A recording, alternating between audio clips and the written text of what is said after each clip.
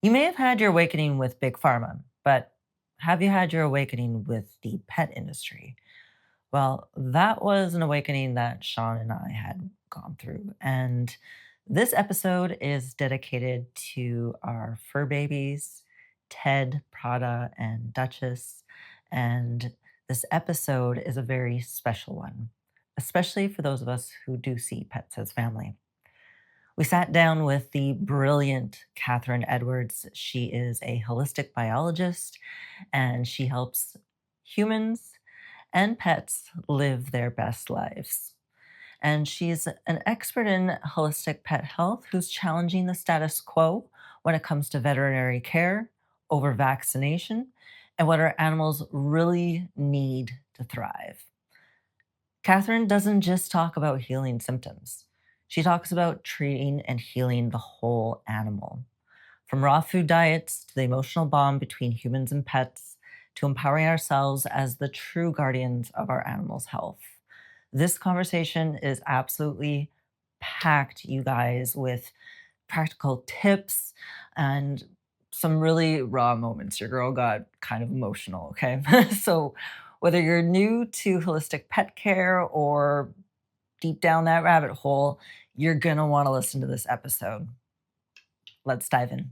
I keep it rocking like promise. I'm way too turned up on a mission. Ain't no sitting in silence. It's too electrifying a shot. Find the muscle you're hiding, hard as the pressure. I bring the pressure to the bench. I don't ride and see me live. Get it right. Free your mind. We got some living to do. We bring it big from a trauma, make them sick. You know he flexing when they ask you who you with. We gon' rep it for life. Rock solid, rock solid, rock solid. We becoming rock solid.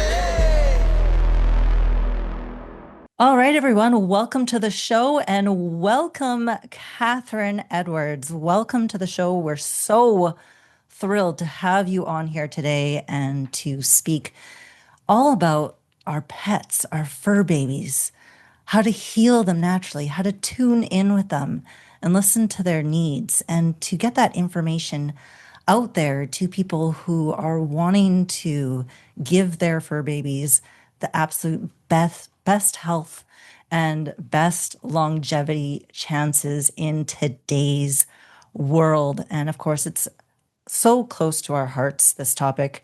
We're past fur parents. You're a fur parent as well. And many of our listeners as well probably have a fur baby or two at home. But, you know, I'm really curious, Catherine. We recently kind of went through our awakening a few years ago now. And I want to know a little bit about your journey, what led you down the path of holistic pet care and communicating with our animals.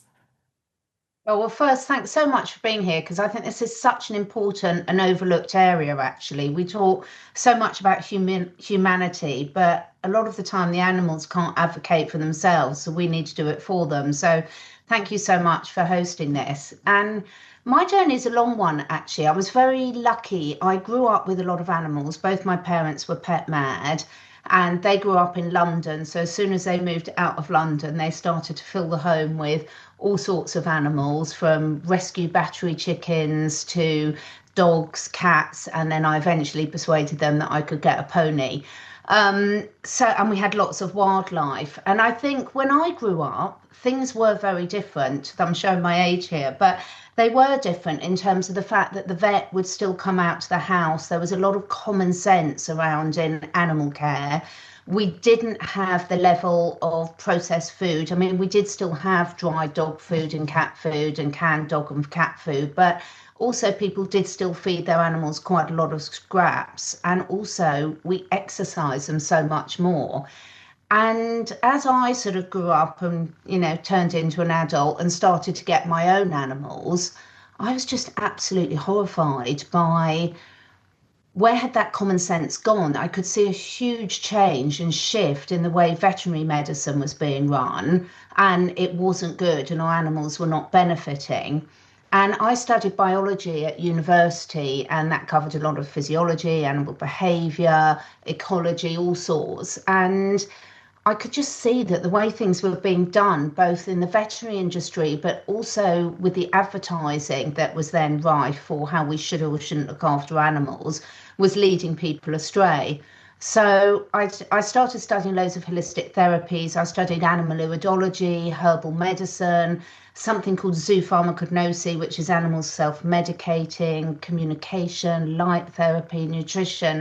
The journey just keeps going because unfortunately the problems facing us and our animals, as you both know very well, are so different now. And most people that aren't psychopaths wouldn't realize just how bad what we're doing to ourselves and our animals are. Yeah, it's absolutely incredible, right? Like we think of, these agencies and these places as, the standard and the final word of, how we should take care of our pets. And, there's a lot of fear mongering that goes around that and everything. And yeah, it's just one of those things of breaking through that veil and seeing that there's another side. And um, you've said before in the past that many conventional approaches to pet care are based on fear and control rather than trust in nature. And so what would you see as the biggest misconceptions in mainstream pet health today? Oh, there's so many. I'm going to start with the food because it's an obvious one for everyone. And it's so sad that we're teaching whole generations of people and children that you can get a bag or a tin and feed any animal. I don't care whether it's a hamster, a horse, a dog, a cat, a goldfish. No animal, no human can thrive on eating the same thing every day, and particularly not if it comes from a packet or a can. And we're so separated from nature now.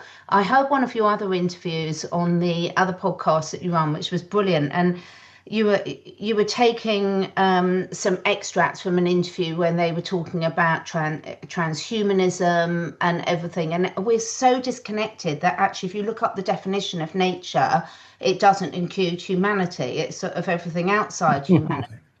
But when it comes to our animals, food is absolutely key. You can't rebuild and repair, and it's incredibly stressful, whatever your species, if you're being fed something that isn't giving you the nutrition, but is giving you all the toxins. And one of the things I find people overlook a lot about food is not just what they're giving them, but when they're giving them the feed. So, for example, a lot of people have small dogs now and they leave bowls of food down all the time. And that's so, so dangerous because a dog's pancreas and digestive system doesn't work like that. And I think, the overindulgence, the way that humans are the only species on the whole planet that need a nutritionist to tell us how to eat. And unfortunately, we now take that forward into anything that we're caring for, pets in our home, farm animals, horses. I do a lot of work with horses, and it's just horrendous, the level of conditions now that they're having. So I think getting people to look at the mass marketing behind the food, getting them to question ingredients and sit there and think, look, if you wouldn't feed it to yourself or your child, why would you give it to your animal? And convenience really does kill. We're in a world now where people want everything delivered to their door. I'm really lucky. I live in the countryside. I can't get much delivered here, and thank goodness. But if you're going to look after any being properly, you've got to research what they need. You've got to put some effort in. You've got to prepare from fresh because so many problems are caused by what we're feeding our animals. And you'll go to the vet and they've even got, different brands of food for different ages, different breeds of dog, different breeds of cat. And if you get back to common sense, this is why I love covering it with the general brainwashing, because in nature, you don't get different breeds of rabbits for a puppy. It's the same rabbit they're eating, regardless of what breed they're at and regardless of what age they are. Now, they might get different bits depending where they are in the pecking order. So I think having a little bit of a sense of humour of it, admitting that we've been hoodwinked and getting back to good old common sense. I hear so many people saying, well, it's so difficult these days, but it's not really. If you look at what's in front of you, it's not that, it can be hard to see the hidden dangers, like in farmed salmon, for example, but you can tell the difference between a processed brown lump or a real bit of meat, for example. Yeah. Yeah. I think what's difficult is getting out of the comfort and the habits that we have and breaking out of that and doing something new, doing something different than what we're taught that's not comfortable. And we want to fight back against that. Like you said, it's really not that difficult. It's just a change in what we're doing. And I think that's so important, with food. And that was one of those things of, for a good portion of my life, growing up, I'm going to date myself too, but I mean, it's like feeding animals, feeding the bag, the special cat food for the Bengal, or the special dog food and stuff. And then afterwards, finally with the awakening, taking a look at the ingredients after the whole awakening and being like, what the heck? There's red dye 40 in here. There's this chemical in here. There's this melee of ingredients that, is a slop. And we're giving it, what the heck? And why do they need all these snacks? And why do the snacks need to be colored pink Yeah. with red dyes? And what is with this? And I remember back in the day, the dog's poop used to be, that gray kind of color, and it would just kind of fall apart into the ground. And you don't see that anymore because apparently it has to do with their diet, Mhm. what they're eating. Yeah, can you speak a little bit more on kibble and some of the pitfalls of feeding that to your animal every day? Specifically kind of cats and dogs, which are a little more common. Yeah, absolutely. So the processed kibble, people in different countries call it different things, but most people that are listening to this podcast will understand the kibble. And if people look at how the kibbles are made, I get told the whole time when I'm working with someone, oh, I'm feeding a really high quality kibble. But then when you read the ingredients, which most of us, one, we're not taught how to do, because you don't think that people would really be putting these things in any food, in our food or our animals' food. But when people do read them, one, you need a magnifying glass, so make it as difficult as you possibly can. But kibbles are so heavily processed. So if you took a lovely roast dinner and tried your very best to turn that into a hard, brown, homogeneous lump, you couldn't. So the only way that they can get this so-called meat to stick together is to put loads of carbs in there, which dogs and cats cannot digest. It's often the absolute scraps, literally the scrapings off the floor, the stuff that's not suitable for the human consumption. It will not be, I can guarantee it won't be from the species that you think it's from. I mean, every test has shown horrendous amounts of goodness knows what DNA in there. It's got all sorts of seed oils, bulking agents, chemicals in there to make the dogs and cats eat it, to attract it. So just like people know that if they get some Pringles or Doritos, there's loads of chemicals in there to make them addictive, they do that to our animal foods as well, because otherwise the animals wouldn't eat it if they were given a choice. And so the other thing is there's very high damaging bacteria content. So dogs and cats, for example, have very different digestive systems. That's why dogs are scavengers and they can eat some quite rotten food, but cats can only eat really fresh prey. And what they've done with it, one of the arguments that the vets give against feeding raw food is the bacteria danger. But actually, every single study that's done show there's far more damaging bacteria in bags of kibble that people, if you're lifting a bag of dry biscuits out, people don't think to wash their hands afterwards. They don't think to clean the area properly because you think, automatically on a subconscious level, your brain's not associating that with meat and real food. And the other problems with the kibbles are they're very dry. So cats, for example, have very delicate kidneys. It's one of the main things that kills cats, and there's lots of reasons for that, particularly male cats. And feeding a dry food all the time, the body is just not designed to handle that at all. So it puts all sorts of stresses on the system.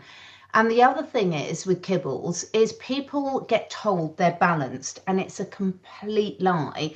The animal regulations that say how many different vitamins and minerals a standard dog or cat should eat, they're just virtually made up. When people look into the history of where they've come from, they're not based on any real studies, and they're certainly only based on basic survival, not thriving.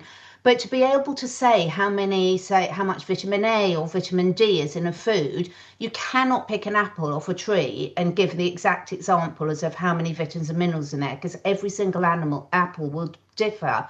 But the only way they can put the exact amounts in there is to use synthetic vitamins and minerals that normally come from premixes from China. And these have been found to be so highly dangerous. There's so many pet recalls where those mixes have actually killed plenty of cats and dogs because they've not been quality controlled. And the body cannot process a synthetic vitamin and mineral in the same way that it does real food. It doesn't recognize it. So there are so many problems. And if you're running a rescue organization, this doesn't, you just have to buy any food that you can afford to keep those animals alive. So it's not about people in really dire situations, but there's lots of studies that have shown that even adding a small amount, 10 to 15% of fresh food to a bag of kibble can substantially change the life expectancy and the health outcomes of your animals. So I think really for people, it's all about really starting to question, if there's one thing the last 5 years have done, it's made people question a lot of things. And now we need to start questioning, if I don't want this to apply to me, now I need to start looking at what I'm doing to the pets in my care as well. Yeah, 100%. Yeah, that makes a lot of sense. And that's, seems like the equivalent of human eating like just cornflakes or some type of morning cereal, McDonald's. and that's all they eat every meal of the day for life, right? There's got to be some issues with that. Yeah. I wonder why there's behavior issues as well, because we all know that now there's so much knowledge about how important the gut microbiome is, not just for physical health, because 80 to 90% of your immune system's there, but also for behavior or emotional health. So it's hugely linked to depression, anxiety, ADHD in humans, and the same is true with our animals. So not only are they not getting the nutrition that they need, but also it's causing all sorts of behavioral problems. So you get this vicious circle. It's really, really sad. And people are just not told. But I think for anyone listening to this, if you are feeding for kibble, it's not about feeling bad. We've all been hoodwinked. We all have. It's just about saying, oh my goodness, when that light bulb goes off for us in all areas of our life. I mean, trust me, I've done loads wrong with my animals over the years where I've so-called trusted the experts and it's been horrendous. Your animals will be so grateful for any change you make. So there's so much good information out there, but it's all about asking the right questions. Hang on a minute. What do dogs eat in the wild? Exercise do they need? Because it's all these things are linked together. Yeah. Yeah, that makes a lot of sense. I talk about the gut microbiome and the immune system, the link to depression and mental disorders and all that. And so that's interesting to see that in animals and pets as well. And another thing we see too, like my last dog got cancer, and you seem to see cancer just so prevalent in dogs and whatnot. And it's got to be associated with the diet, right? It's associated with a lot of things. Diet is a huge factor, but also we've got chemical flea and tick treatments, chemical wormers. They're all neurotoxins. They're all toxins. We've got the glyphosate in the food, and glyphosate is just one example, but I use that as an example because most people have heard of that and now understand the risks behind it. You've also got this obsession now with dog grooming partners, which are so dangerous a lot of the time, because if you imagine, I mean, first and foremost, dogs' coats are not designed to be washed regularly. And secondly, what chemicals are they using in those? Because every hair follicle in a dog or a cat has got its own blood supply. So if they're putting lovely, strong smelling chemicals to make your pooch or cat smell nice, I mean, I don't think many people take their cats to the parlour, I hope not, but dogs go a lot now. Then those chemicals are ending up in your pet's bloodstream. But also dogs and cats have millions more smell receptors in their nasal passage. All animals, their dominant smell, most animals, not all, but most animals, their dominant sense is smell. And if you take, say, dogs and cats, they've got millions more smell receptors than us humans have. And they can live their life. That's why dogs can sniff out cancer. They can sniff out drugs. They can tell when a human's ill. But every time you're using a chemical in their environment, then when you inhale something, it bypasses the blood brain barrier. And that blood brain barrier in all mammals is there to keep these toxins as much as possible out the body.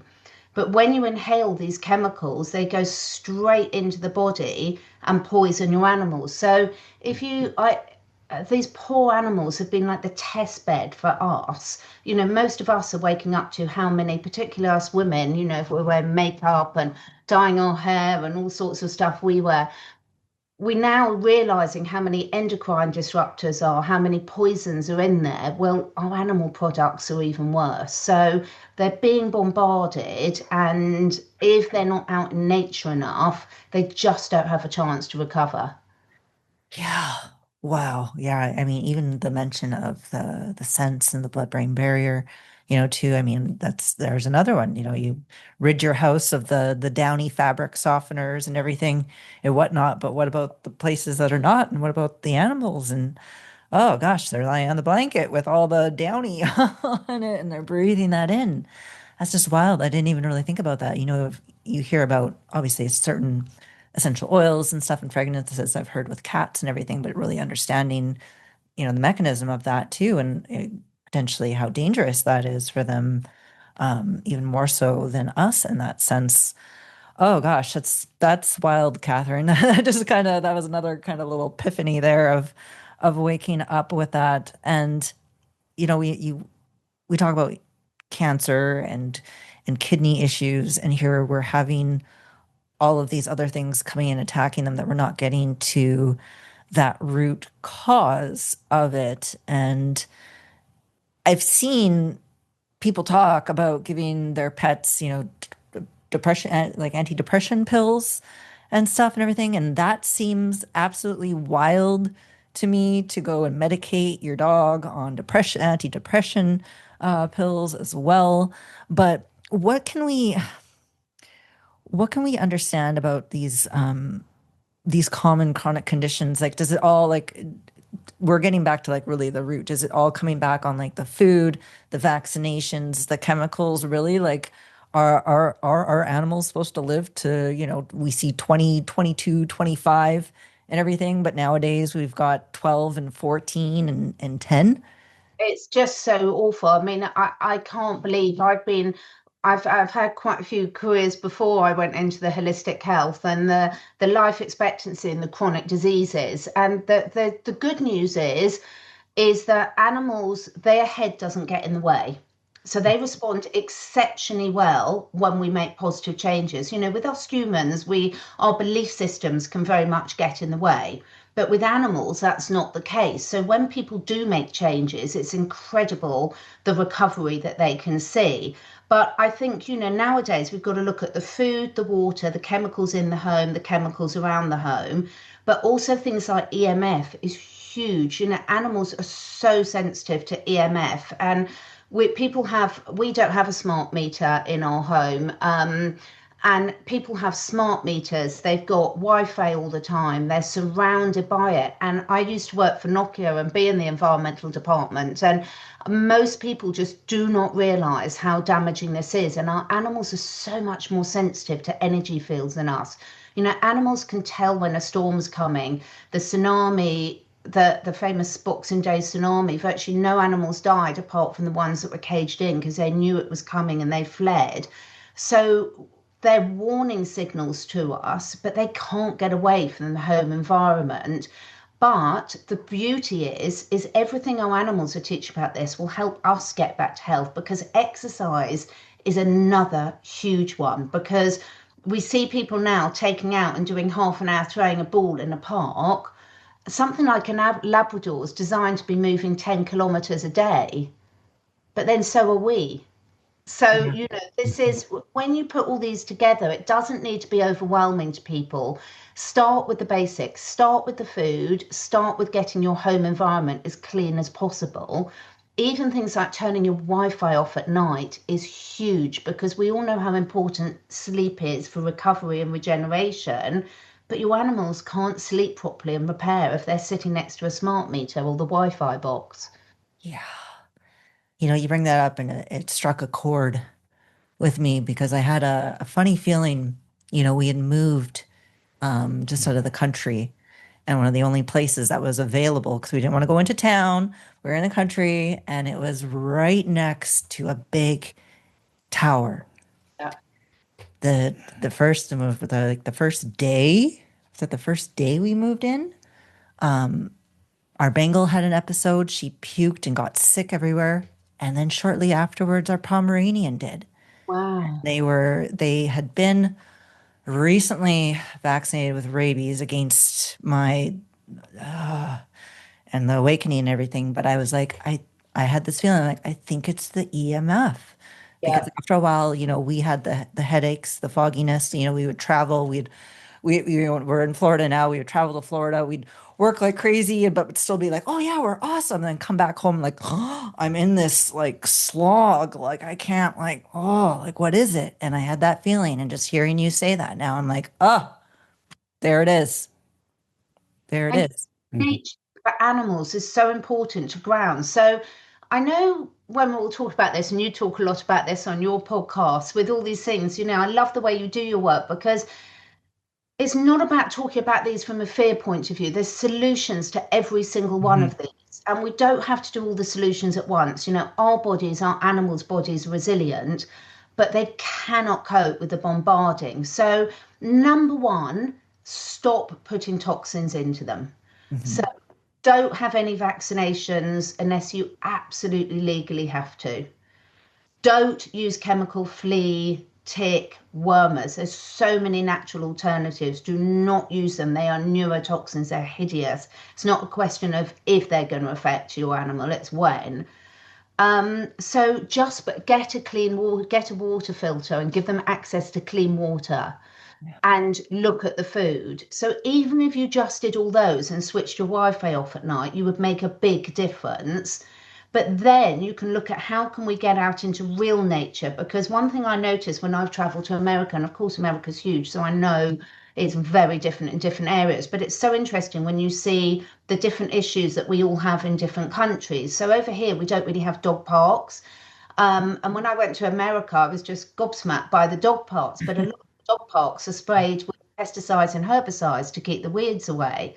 And obviously, a lot of farmland is and things. So even if you can get your dog on the beach or get it out into the woods, they can have an opportunity to detox, to ground, to breathe in that healthy microbiome.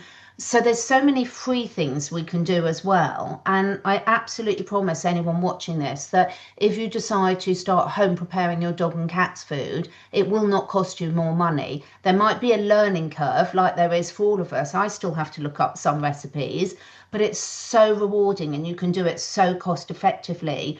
And most animal parents that I know, when you just start taking these little steps, the stress it relieves off us because we all love our animals so much and we want to do the best.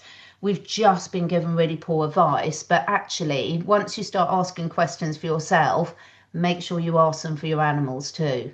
Yeah, Mm. Great 100%. advice. Yeah, well, this is obviously, we touched on it here just briefly, but I want to dive deeper into this because I know you've got that sovereign energy vibe to you. So I know I'm excited to hear what you have to say on this. But obviously, over vaccinating our pets, can you break down what's really happening here and the risks and lay it all out for our audience? Yeah. First and foremost, I would say that our pets are being used to normalize a lot of these behaviors for humans. Mm. I do, Mm. it's part of the agenda. I Mhm. think, animals can't advocate for themselves. People have a strong emotional bond. So going back to, can I say things? Is it uncensored on this show? Oh, 100%. Go Who for wouldn't it. want it any other way? So, we know in COVID that none of us wanted people making decisions for us about what we should or shouldn't inject for our body. But how much has it been normalized that you take your pets for annual vaccinations, your poor puppies and kittens, and how many are they having? And they give a Chihuahua the same dose as they give a Great Dane. It's absolutely disgusting. Now, in these vaccinations, I would say there's the beauty of going through this journey. I'm a biologist, I did a lot of immunology. I no longer believe that viruses exist. I know that will be a big one for a lot of people, perhaps not for your audience, but I have studied this extensively, and most vaccines, not all, are against viruses. So there's a big red flag straight away. The second thing is so not only have you got the dose issue, the other thing is any vaccination or any injection into the body, and just stop me if I'm going too deep. Oh, no. Don't want to stop you at all. Going into the body bypasses the body's natural way of taking these things in. So most diseases, even if you believe in germ theory, so let's say that viruses are real, that bacteria spread disease, you breathe them in, you ingest them in, or they get in through a cut. Now our immune systems and your animal's immune systems are designed to deal with that. We've got all sorts of things to catch those and put them out. So for example, if your dog's been really sick, unless it's been being sick for so long that it's really getting dehydrated, never give it an anti-sickness drug. It's being sick to get those toxins out the body. When you vaccinate and inject something in, you are directing poisons directly into the muscles and into the intercellular fluid of the body, and our bodies and their bodies have got no natural defenses to deal with that. So that will immediately set off an alarm bells in your body: invader, poison, we need to deal with this. So at the very best, you'll get localized reactions. At the worst, it's going to set off what people call autoimmune diseases. That's a whole other discussion, because autoimmune diseases are not your body attacking itself. That's what you're told. What they are is your body is attacking poisons that are trapped in your body or trapped in your pet's body, and vaccinations are a core cause of that. So you've got aluminium, you've got mercury, you've got cells that originate from other species. Now, that's why when you're given an organ transplant, and as a human, most people understand you have to have anti-rejection drugs to stop your body rejecting the organ that's come from somewhere else. Every single vaccination has got cells from either another species or another organism. It's part of the way they do it. So immediately you're setting off this alarm bells in the body system.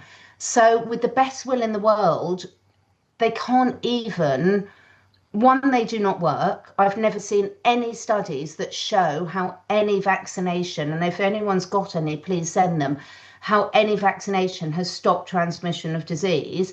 But secondly, they cause so much harm. And every time you redo that, every booster they have, you're then amplifying that effect. So that by the time you've given 2 or 3 years of boosters, your dog or cat's body is in a chronic state of inflammation.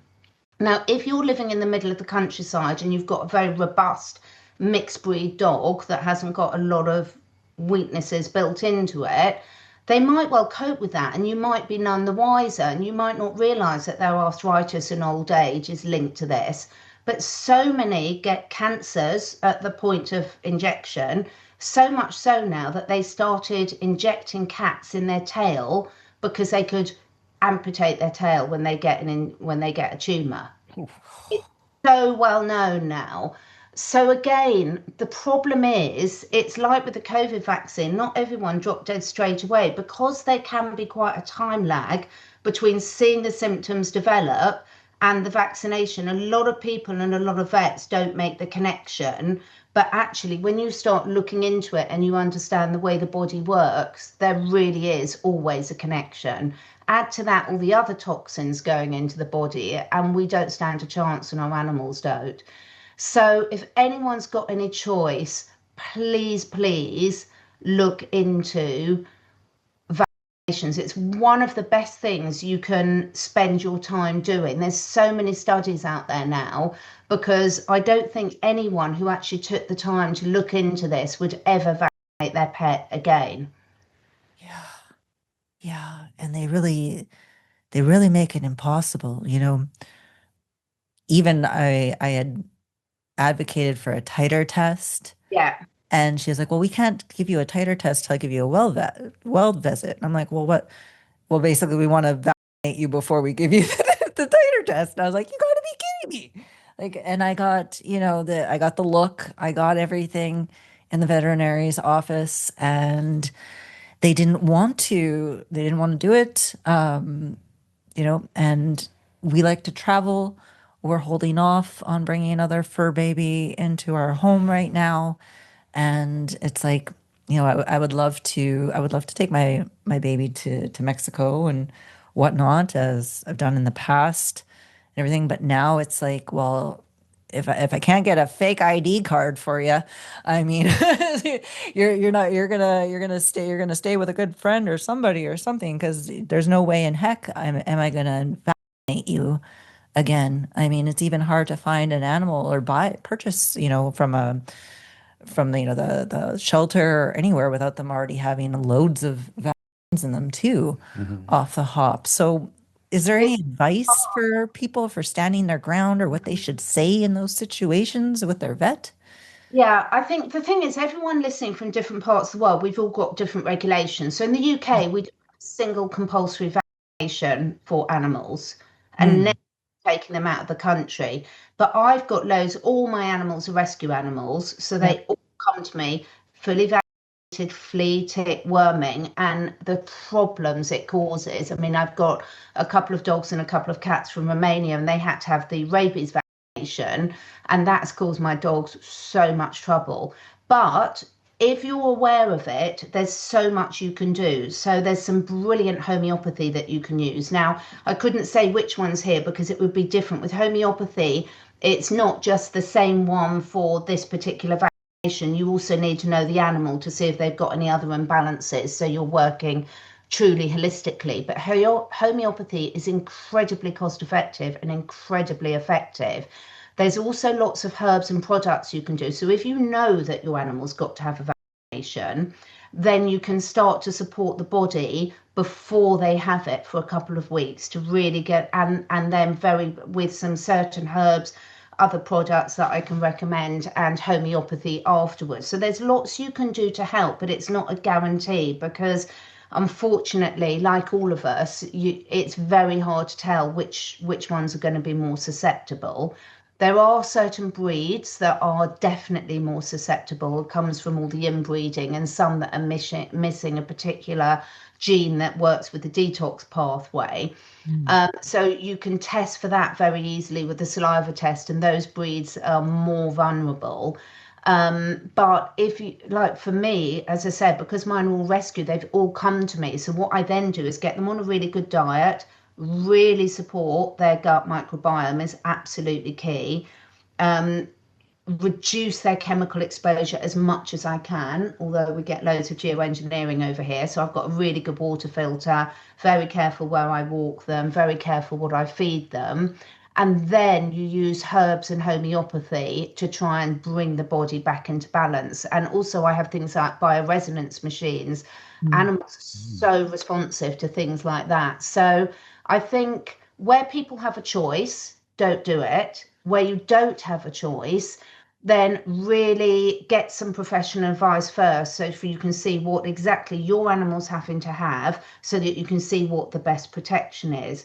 But I think all of us can do a lot more with advocacy to speak to our vets, because at the end of the day, they make most of their money from vaccinations, chemical flea treatments, wormers, etc., and dentals, and spaying and neutering. Spaying and neutering is another thing. Do not spay and neuter your dogs if you've got any choice. Although I'm not talking about rescue organisations here. Rescue organisations are completely different.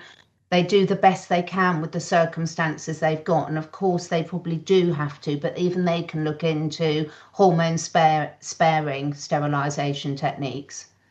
Hormone sparing this is new to me. Hormone sparing sterilization techniques. Oh my goodness. Okay. Yeah, and I've heard recently, as well as part of the awakening as well, it's not great to spay or neuter them. I mean, like again, the mind is getting reblown here, Catherine, because it's all getting reconfirmed. You hear a little bit of this, and then you hear someone again like yourself with authority coming in here, and yeah, it's very, very eye-opening. So Should we dive a little deeper into that? The spay and neuter? yeah, Maybe some of the I think The it's consequences of Yeah, that, and then let's, some of those alternative options that you just mentioned. if you mind, Catherine. so it's a really big option. And as I said, when I'm talking about here, I'm now that talking about responsible pet owners, not rescue organisations. So when you think about it, if you have a son or daughter, you wouldn't give Yeah. them a hysterectomy before puberty and cut their balls off. I Well, mean, some people would like to. They're starting to do that now too, aren't they? hormones control so much more than just reproduction. They're related to every aspect of your immune system, your behavioral system, your growth hormones.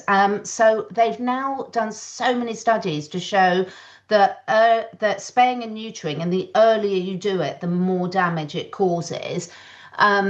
Are linked to joint issues, ligament, ACL tears, cancers, behavior issues, aggression, in particularly in male dogs, all sorts of incontinence issues, particularly in female dogs, really serious growth defects, underdeveloped bone structure, so they're going to have chronic arthritis in later years. There's the knowledge on this has been known for a while, but it's only really coming out to us, the general public, now. And when you think about it, it does make sense, because if you think about us and the hormonal changes we go through as we go through puberty, we know it covers so much more than that. If anyone is unfortunate enough, and obviously lots of women do, to have a early hysterectomy, there's so many implications on bone density, muscle strength, tooth health, emotional health, hormone balance, sleep balance. It affects every aspect of your health. So now, first and foremost, if you're in a responsible home and you've got a dog, dogs are much easier to control than cats. So you can put a dog on a lead, you can stop them when the bitch is in heat, you can stop them coming into contact with entire males. If you've got an entire male, if you're in public places, you can make sure that you keep them under control. So dogs really are very easy in a normal home environment. Cats, unfortunately, there's much less studies done. And also try keeping a cat in your garden if it's an outdoor cat, which they will be, because cats really need to be out in nature. So with cats, they haven't done the same studies, but the studies they have had haven't shown the same problems as they've had in the dogs. Now, whether that's just because they haven't done as many studies as the dogs, I don't know. But what you can do is something called hormone sparing. So that means in the female dogs, instead of taking out the ovaries and the uterus, you can either tie the ovaries off and leave the uterus in place, or tie off the uterus and leave the ovaries in place. So they're still getting the ovaries to actually produce the sex hormones, which helps a lot. And in dogs, in male dogs, you can do the equivalent of a vasectomy. So you can tie off the tubes and they're still producing the sex hormones. So that's a lot safer, and means that you can't have an unwanted litter. And of course, we don't want unwanted litters because there's so many rescues out there looking for homes, but you can still not cause so much damage to your dogs. Which makes a lot of sense. Dog vasectomy. Yeah. I don't know why that's not more common. That seems like a very common sense approach. I know they're pushing it a lot for the humans, Yes, but not so much for the dogs. Yeah, well, yeah, it so is. much Yeah. safer, so much safer, because then you're leaving a lot of the rest of the hormonal system intact, Mm. but stopping the unwanted pregnancies. So it's much safer. Great bit of knowledge again before we become fur parents, if that's the case. My goodness, again, just mind blowing with the information here, Catherine. Thank you so much for that. Now, we're talking about the hormones and their moods and their energy and everything with that. And I know you've got a lot of information too about being, connect with your animals. And as you mentioned before, you work with horses, and queen therapy is just absolutely incredible. But the emotional and energetic connection between humans and animals, how much do you say? Are they totally in vibe with us? Are they picking up on our, energy and our emotions as well? Like how deep does that go? Oh, that's such a good question. Incredibly deep. First, there's a few different levels to that. So, if you look, do you know about the work of heart math?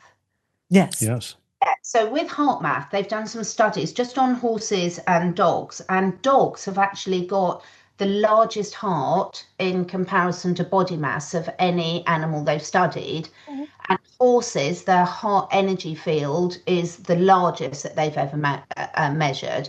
Now, they haven't obviously measured every species, but this connectivity between the energy fields of our animals and ourselves is absolutely huge. So, most people know that you can train dogs to sniff out drugs and they can sniff out cancer and other diseases. They literally know if a dog or a cat in the wild smells another animal's poo or wee, they can tell what stage of the hormonal cycle in. They can tell if they're giving off stress pheromones. They can tell if there's danger around. The sense of smell is another signal that they interact with us with. So if we're covering ourselves in synthetic chemicals and really smelly deodorants and perfumes and things like that, can really, really confuse your pet because they can't read your hormonal and your pheromone energy field well. So you've almost got this sense of smell that they're picking up from us and the energy field. But in terms of how much they know about our lives, absolutely everything, more than we do. They know our real emotions, so you can't fake it with them. They know what they're thinking. They know if you're thinking of having them put down. They know if you're going to leave them. And it's sort of an unconditional love, but I never cease to be blown away by what they know about us. And, during university, doing animal behavior, we're taught not to put human emotions on animals. It's so, so wrong. They've got all our emotions plus more, but they've also got senses that a lot of us have lost touch with. So they can tell when we're stressed, when we're out of balance, when there's a disease developing, when we're unhappy, and it has a huge impact on them. And most people will see, when your dog and cat gets up and it will do a lovely downward dog stretch or shake it out. And that's a lot of way of them rebalancing their energy field. Getting out in nature and being able to ground for them is really, really key because they need to basically cleanse off that extra stress energy that they pick up from us and their environment. Again, comes back to the EMFs and stuff. But I've literally had horses tell me that their owner's pregnant before they've even known they're pregnant. I've had cats tell me that a partner's having an affair. You literally couldn't make this stuff up, and this is just from a picture across the globe. So there's no way you could make this up, and imagine how awkward that is having the conversation. But those pets could talk. they really can. And so imagine how stressful it is for them when they're trying to communicate what's going wrong in their lives and we're not learning how to listen. So when they started bringing in vaccine mandates, I was pretty stressed about it. I was stressed for my children. I've got children. I didn't want them having to go through this. Imagine a pet not being able to talk to you and you're taking them down to the vet and they know they're going to be administered some poison and there's nothing they can do about it. So they love you, but do they trust you? Are we really doing the best for them? There's never any blame with them, but I think if most of us really realise just how much they're aware of, we look at that relationship very differently and realise that, they're such a gift to us. They can, one of my horses used to live wild and I can't fake it with him. I can, most humans can be quite polite. And they won't say if you're in a bad mood. If I go near him in a bad mood, he's like, get out of my space, sort yourself out, and then come back to hear him. And we all need friends like that because it will tell us what we're holding on to and how we need to really get to know that intuition better. So I don't know if that was sort of what you meant by that question, but that our energy fields are so entangled. So if we can keep ourselves as balanced and as healthy as possible. That's one of the biggest gifts, literally, we can give our animals. It really is. Yeah, that reminds us of when we have a friend that is a wolf trainer. He trains some wolves for some different clients, and we got to go into a pen with them. And his biggest advice was, "Don't be fearful, because they'll pick up on that." And so you've got to have this kind of alpha dog, kind of cool demeanor about you. And if you go in there kind of fear, and if you're not physically displaying it, the wolves will pick up on that and may do something about it. Yeah. Yeah. Um, so how would you say people can become more in tune with their animals? Look for those little clues because they are giving you clues all the time. Now, you can look for the obvious ones like behavioral clues. So, um, are they chewing their paws? Are they itching more than they should do? What are their droppings like? Are they stressed when you leave them in the house? Is that real separation anxiety, or is the energy of the house just so out of coherence for them? Is their bed next to the smart meter? Or the Wi-Fi router. So there's behavioral signs you can pick up on. And once you start looking into that and just sort of saying, just staying curious and saying, I wonder, what are you trying to tell me? Just ask your dog, ask your cat. Doesn't matter whether it's a guinea pig, a horse, a cat, or a dog. Just ask them and see what comes to you. So that's a very easy, obvious one. The other one is to really be honest, take a little bit of time on your own with your pet and sit there and just see honestly how they're responding to you. Because most people, if you've got more than one person in the household, quite often the pet will have a different relationship with the different people. And ask yourself why. Because unlike with humans, animals are never vindictive. They don't come from a place of ego. They're never trying to score points. So if they're giving you feedback, it's just from a pure place of honesty, like a 2-year-old would. You know how 2-year-olds have no filter, they just come straight out with it. That's what your animals are like. And I think all we need to do is perhaps, it's such a cliche, but stop and slow down and spend some really time with really focusing your attention on them and talk to them and see what pops into your mind. And however ridiculous it is, think, I wonder, could this be true? Let me try it out. If you're talking and looking and just really focusing on your dog and you suddenly think, my God, I haven't washed the water bowl out, go and wash the water bowl out, put it down and see what they do, because it's practice. It's just whether it's meditation, breathing exercises, it's the same thing. You've got to get present, get into that stiller place and have a genuine inquiry. And I promise you, you will be blown away by what comes up for you. You'll think it's just like, oh, I've suddenly had this thought pop into my mind. Follow it and see what happens. Love that. That's great. Yeah, just tap into that inner intuitive And space. don't have your phone on, don't have the TV on, don't have the phone on. Be really present with them, even if it's just for 5 minutes. If you can do it outside, take your shoes off outside, sit with them. But if not, even inside, sit with them. Don't have any expectations of them. Don't be thinking to the cat, I want you to come and sit on my lap. Just sit there and just say, how's it going, buddy? What have you got to tell me? And see what comes up in you, because quite often people will realize they're not breathing properly. They're shallow, or a thought will come up about something they're worried about, not necessarily to do with the pet. But it's silence is golden with animals because they don't communicate like this. They communicate through thoughts, through feelings, through energy. So if you can not talk, be present with them with no expectations. You don't have to do anything. You don't have to change anything. Just get used to spending that quiet time with them and just see what pops up for you. Mm, love that. Mhm. Yeah, that's a good practice for anyone out there listening. Give it a shot, get more in tune with your animals. Oh man. Okay. So now that our minds have been blown, um, for someone starting out on this path, what would be the top 3 things you'd recommend today to improve their health?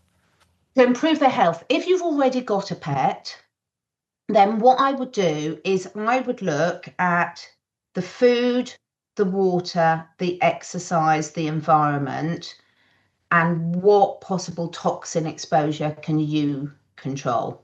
So the easiest thing is to say, right, stop putting toxins into them. That is always number one, as much as possible. It's the obvious things like don't put a spot on flea treatment, don't shove a wormer down them, try not to vaccinate, and have a look around your house and particularly their environment. So if you've got a garden, don't put any chemicals on there. Have a look at your cleaning products. Just try and just stop the toxins going in there. Then look at the food. Just those two things on their own be massive. If you don't know where to start with your food, there's so much free online advice. There's so much. People can always contact me and I can put them in with some free advice on that. But you've got to, when you're looking at food, please don't just look at what you're feeding them. Look at when you're feeding them as well. So a classic example is you never want to give a dog a meal and then take it out for its walk. You'll cause all sorts of problems with it. So those are the first few things. And then once you've got into the habit of that and you're feeling a bit more confident, you can start to think, right, what about exercise or environment? What about water? And we can start going, and things like, I will just say the EMF again is a huge one for animals. There's brilliant whole house. If you live in a built up area, even, if you're in a flat, switching your own Wi-Fi off will help a bit, but you're still going to be bombarded from everyone else's. So if you're in that situation, one of the best things you can do is get a really good harmonization device in your home, and you will notice a difference. Mm-hmm, mm-hmm. Yeah, there's, if you have one to recommend, that would be great for our audience. Honestly, this company amazing, because I used to work in this area with EMF research when I worked for Nokia. And this company that I found is they've done all the live blood analysis and everything. I'll send you the details. You'll be blown away by them. They're brilliant, because you have to see the results, because there's so many fake products out there on the market that you don't know whether they're working or not. So any reputable company will be able to show you the evidence that they're working. Oh, wonderful. Yeah. And that sounds like we need to have another podcast if you worked with Nokia. I was like, wait a second. We need a part 2 to the Arthur Furstenberg Invisible Rainbow here. Oh, I've just got that book. Yeah. Oh. Yeah. I had interviewed him before he passed. So one of the few people to probably interview him, because he wouldn't use a cell phone, wouldn't use. Yeah. So yeah. So she had to jump through some hoops to get that interview, but a really good interview. Wow. Yeah. Incredible book. Absolutely incredible. Yeah, it really is. Mm-hmm. Yeah, it is. That was definitely another book that I wanted to throw as far as I could at the same time and cry while I was reading it, and everything. It's just, again, mind-blowing. Very eye-opening, though. Yeah. I'll say, though, I know it can be a bit depressing, is that animals are so resilient if we do some of the basics, because for us, particularly those of us that are talking about, and all your audience who are really aware of some of these atrocities that are going on in the world, even though animals are very aware, they don't have that same worrying aspect to them. So they will respond purely to pure energy, to the results, much quicker than us humans will. Well, most of them, of course, some humans do, but most of us, we can really get in our own way. The animals, you don't see that. So even if it seems overwhelming, just start with one small thing and your animals will be so grateful. And then when you can do the next thing. So it is actually much easier to work with animals than it is for humans. Yeah. And that's the same advice I give my fitness clients, right? Clean up one thing first and we can move on to the next. Baby steps. Yeah. No animals getting in their head over that. So what does a perfect day in the life of a holistically raised pet look like? Oh, that's such a good question. A safe environment to have a good night's sleep, so that they can really relax and not have to be on the lookout for stressors. Waking up in the morning, and as soon as you can, get outside to get that sunlight, the rays of the sunlight, the full spectrum sunlight in their eyes, paws or hooves on the ground. So that's really, really important. Then access to really clean water at all times, and that means washing out your water bowl twice a day because it's not like a flowing screen. And then a de-stressed human as much as possible. They worry about us so much and they pick up on our stress so much. One of the best ways, but let's say if we're talking about dogs here, get out as early in the day as possible before you feed them on a really lovely walk in nature if you can. Even if not, get outside in your yard, do some good shaking off, movements, get moving and let your pet join in with you. And then also most pets, I think a lot of it would be managing your own stress. If you come in and you're stressed, it's very hard for them to cope with that if they can't get out of your energy field. Very, very hard. And then the other thing is be the type of human that they trust. Don't be an Anthony Fauci. So look, it's not about any of us being perfect, but be the type of human that's constantly asking questions and constantly observing, because that's all we've got to do is, they've come back from the groomer and they're itchy. Their eyes are a bit gunky. Let me question this. So just be the type of human that's going to keep listening to them, keep noticing. They don't want perfection. They want to have someone that's just going to notice before it gets too late and listen to them, because just like us, if we don't listen to it, the symptoms of the behavior is going to have to get more extreme and extreme. Mm. Oh, that's great words of advice. So what are your top, supplements or healing modalities that you think more people should know about and to research as they move forward past this podcast? Oh, great question. Probably for me, on my website, I've got a products page, and I don't work with anyone that I haven't completely audited. I mean, I am a pain in the ass when I start working with someone because I will ask and test it out. But one of the first things I would say is a good daily detox. Unless you're living in the middle of nowhere, we are being sprayed by geoengineering. Our water is toxic. There's all sorts, God knows, we're supposed to. So I love a product called Clean Slate by Root, and they do a pure clean pet. I think it's absolutely brilliant. One of the advantages of working with animals is there's no placebo effect with animals. So these things either work or they don't. So a good daily detox to soak up those toxins, because even in the food, there's going to be that would be my number one supplement. The second supplement would be, for most animals, a good quality omega oil. There's some really brilliant ones in the States there. I've got a really good friend called Lance who runs Ascent Nutrition, and he does like the purest algae oil that you can get. I don't use fish oils unless I absolutely have to, for two reasons. One, fish make their omega oils from the algae, so why kill another animal when you can get it straight from the algae? Sorry, algae. But secondly, most fish oils, you've got to be really careful with the levels of pollution in them. You've got to really make sure they're not farmed, etc. So he does a brilliant algae oil. And then the third supplement would be a gut supplement. Over here, we've got a really good quality, really good company that do fermented microorganisms, soil-based microorganisms. So I never use probiotics. A subject, a whole other subject. I think they do more harm than good. But soil-based fermented probiotic product to really get that diversity of the microbiome, because we're all missing it at the moment. That would be my three top ones. Deal with the toxins, get that gut in shape. Yeah. Yeah. Wonderful. Yeah, those are good action steps and products to get them sorted out. And where can our listeners go to dive deeper into your work, and how can they work with you if they want to take the next steps, Catherine? Oh, thanks. Well, probably the best thing is my main website, catherineedwards.life, Life. There's tabs on there to connect to YouTube, Rumble, Instagram, and then I do offer consults. I work one-to-one with people and animals, and I've also got an online academy which you can link to from there, where I've got some online courses as well. So that's probably the best people to connect in.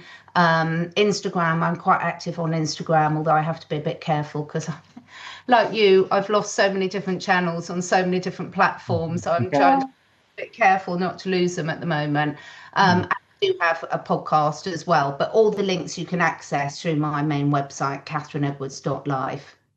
Wonderful. Absolutely wonderful. Well, thank you so much, Catherine, for this incredible, eye-opening, mind-blowing episode that I am very sure our audience is absolutely going to enjoy and eat up and share with everybody.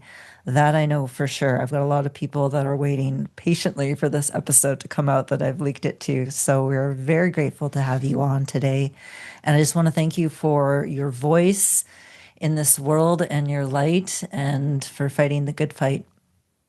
Thank you so much. And thank you both so much to you for your work. And I look forward to inviting you on my podcast. Oh, well, thank you so much. And I think we definitely need to have a second podcast interview as well and diving deeper into the Nokia world.